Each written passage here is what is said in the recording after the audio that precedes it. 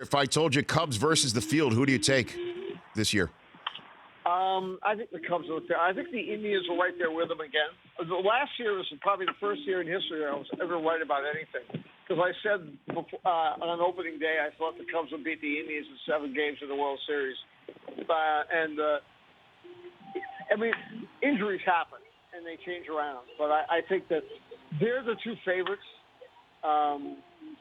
But, again, I think the Dodgers are going to be really good.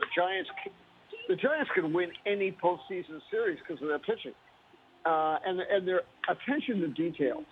I mean, they win playoff series because of cutoffs and relays and things like that.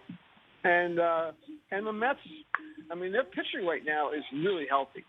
So, and Washington. I mean, I think any of those teams could win and can win in October, but the Cubs are definitely the favorites. Their team is so deep. And they're so young and so enthusiastic, and their mantra for spring training is modesty, which I really like. Last year it was, rejoice in being picked to win. This year it's all about just be modest and remember where we were at this time last year. I think it's kind of fun. Joe has something every day. Of course, Dave Roberts comes up with stuff today.